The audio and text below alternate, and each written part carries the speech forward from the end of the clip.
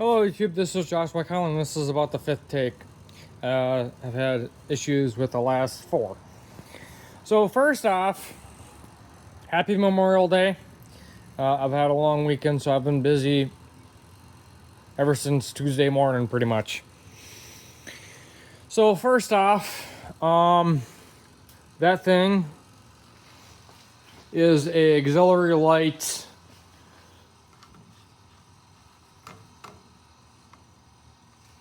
for my construction light tower.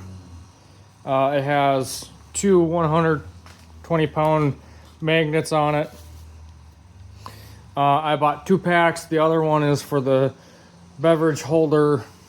My Craftsman had to remove that so I can haul gas tanks or gas cans in between my legs. So that is finally done for the backside of my construction light tower. More on that later in the video. All I had to do is drill a hole in the beverage controller and put the stud through, so that was a threaded piece through. So there's that. Second off, my car is gonna need a new alternator. So it's starting to make a very loud grinding noise when it first started up. It does quiet down after you drive for a while, but I do know that alternator's had it. It's still making plenty of power. It's just the bearings have had it. Third off, my construction light tower is going to need a timing belt this year due to it was built 2013 or mid 2013. It's basically 2025 now. Every 4 years or 4,000 hours, it has to get done regardless. I don't want that thing to basically go belly up and blow basically bend valves. So there's that. Third off, my weed whacker, it's a 4-stroke Ryobi, is going to need a timing belt. That's fairly easy, but I got to punch the crankshaft out to get at the timing belt. So there's that. So what you're seeing in front of here is I got 4 freebies. These two, a Homelite 2-stroke weed whacker. It runs well, didn't have to do much to it. This is a Hitachi EC12 air compressor with some issues. The regulator unloader does not shut off until the compressor kicks back on, and the compressor, once it's warm, does not have enough oomph to start it again. I wonder if the check valve is stuck. Could be. There was plenty of water in the tank. So how I ended up getting these is we had a full Fix-A part of the materials recovery center here in town. It was held down at Makerspace. We had small engines for the first time, so I brought down a push mower to get some general advice on maintenance, yearly maintenance, and there's quite a bit. So I scored these 2 freebies. I know this, I don't have any 2-stroke, but one of the people down there fixing bikes brought a steel leaf blower. Didn't take much, just throw gas in it and it runs just fine. That's how I was able to test this thing. So these are 2 Briggs & Stratton engines that I got for free when my friend helped delivered some engines from a local estate farm auction. Everything went stupid. I spent way more than I should. So these are 2 freebies from it. I'll get to everything in due course. This is a Briggs Model B. I have no need for it. That's already for sale. This is a 3 to 5 horse Briggs off of David Bradley Rotospade. That one's gonna go bye-bye. I'm still yet to post it. This is a Power Light DC generator engine. It's rated at 1200 watts, 32 to 40 volt DC. That's probably at 1800 RPM. It runs about, I'd say, 3 to 5 horsepower, but it's probably a 10 horse engine. I have no need for it. It's gonna go bye-bye. Up here is a gas tank for a 3 to 5 horse LB gas engine, just like my horse and a half down in my storage unit. I did get the engine that goes with this. Yes, I did get a 3 to 5 horse LB. It's in an okay shape. The Magneto's has a mud dauber in the outlet, so who knows what's wrong with it. So a lot of things went stupid. I'll just give you that. I keep forgetting this in every single video. This is a Ford Model A Governor that I also picked up. Don't ask me what it is with belt drive governors, but they're a handy thing to have when you need them. So what I'm using the light for to illuminate is, first off, is my grandpa's model Tom Thumb. A friend was able to get the engine free. All he had to do is pull the cover off, spray some PB Blaster, let it sit, and pound on it, probably loosen it up, and got it free. He tested the engine at 100 pounds. The safety valve did not go off, so I know the boiler's at least good to that. Probably 120 is what's the safety valve rated. I'm not quite sure what I'll use this for, but since now the engine is free, I can actually think about figuring out what to power it. Haven't quite figured. I got a lot of stuff ahead of that, and it all takes money. So, one of the lots was this thing. This is a homemade engine that, yes, it's nice to have. This is a homemade baker's fan. And this cloth belt went between the two. Not quite sure what the purpose was, but whatever. What I was actually really after is this reversible gear reduction steam turbine. So this boiler back here is probably going to be pressing to service part of the turbine, maybe a few other things. One nice thing, this thing does have a gas burner in it, so I'm going to probably get a pressure control valve to basically able to maintain, say, 50 or 100 pounds of steam pressure in it. Not quite sure how I'll add a low water cutoff, but who knows. So this was one lot. As part of that LB engine is I got this 2 1/3 gallon homemade gas tank. Not sure what I'll use it for, but I'll figure something out. I might put it on the Onan back there. Who knows? I'm not quite sure. So going on to the LBs, I got this horse and a half, or that 3 to 5.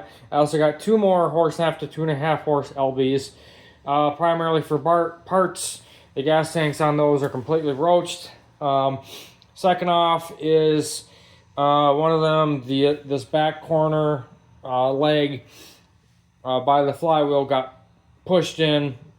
Yeah, I like to run into things, go figure.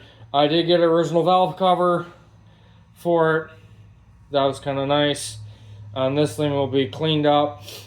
All the oil is going to be cleaned off of it and probably leave it as is. And what's in this tote will hopefully I won't have to run a 12-volt coil.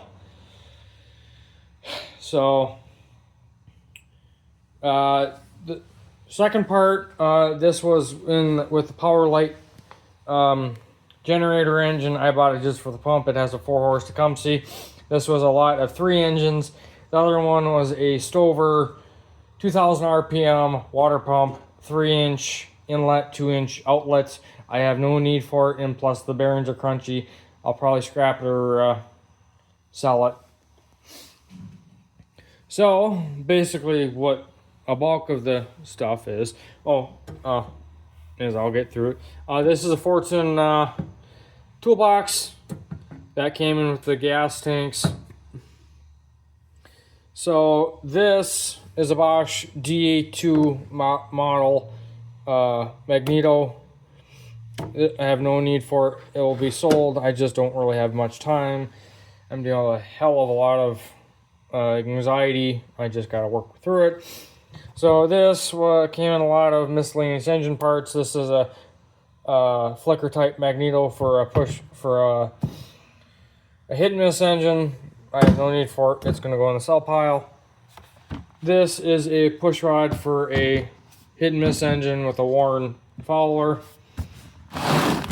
These are basically 3 gasoline powered smelting stoves. So this was in a lot. This one with the Schrader valve was in a lot with these 2 wash tubs with the drains on the bottom. So I can basically build a stand for it and use that for one of the water pumps. Stepping back for a sec, this wash tub came from down at Makerspace. I hauled it here just because I don't need it down there anymore. That belt grinder thing came from our neighbor when they're cleaning out their house. So the main expensive lot was these 3 LB magnetos. This one is a complete parts unit, not unknown of the story. The reason probably why it's disassembled. This is another LB horse and a half, 2.5. Same thing with this one because it has a smaller gear.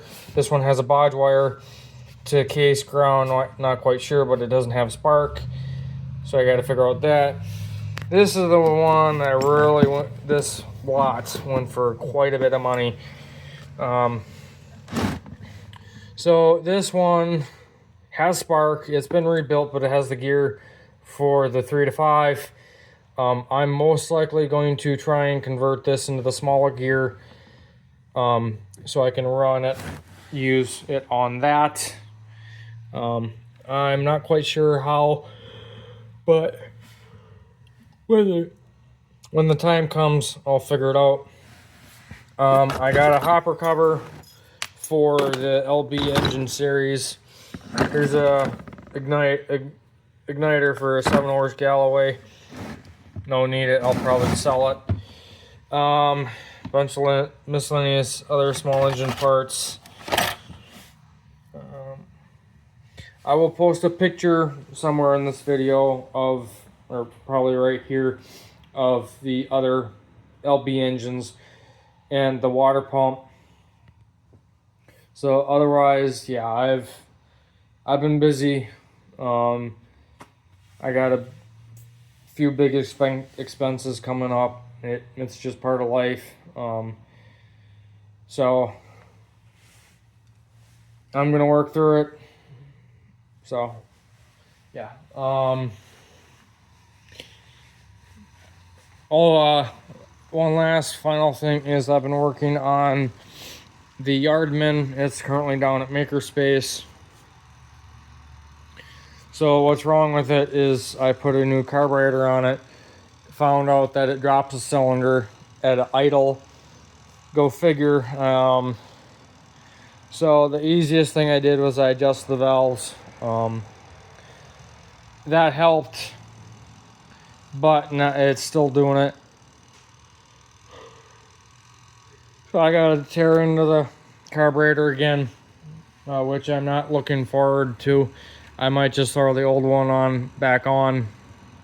I did snip the carburetor solenoid since it's bad. Who knows? That's tomorrow's problem. So, yeah. Like I said, I've been busy.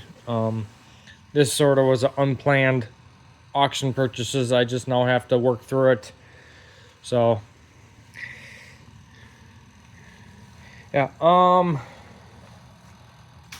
I don't know if I mentioned this, but I ended up also part of the auction is I got all these old antique engine cart parts. So I got a lot of brackets, a few axles, a few wheels. This thing's probably going to go to scrap.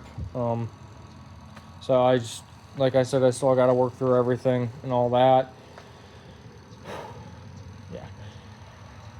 I don't know if I showed you this, but this weight and this plate came off a very old bandsaw that we ended up scrapping down at Makerspace.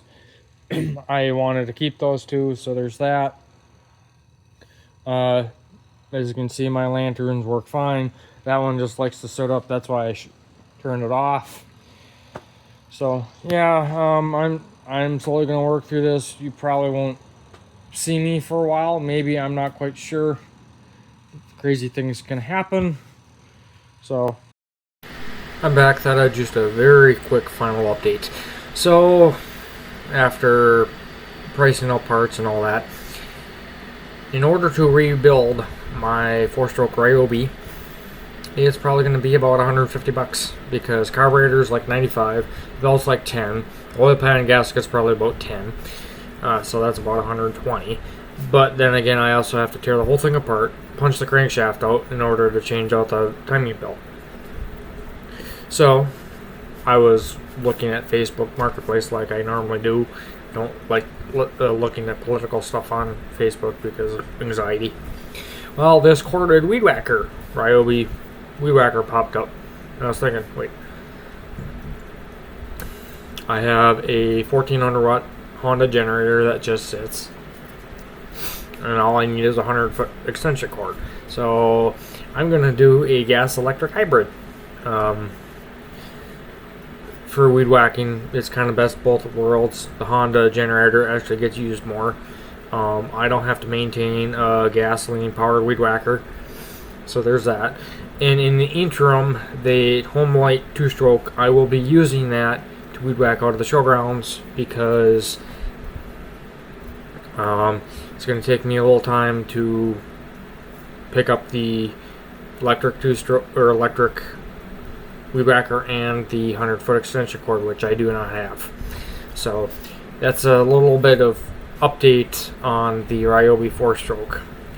Yes, I did like it, but between the carburetor having issues, where it likes to run on half choke, doesn't like anything else. Yeah, that way I can just keep the Honda generator in my yard cart and maybe have to throw it on the ground. Not quite sure. So there's that. Thanks for watching. Comment and subscribe, and I'll stay next time. Bye.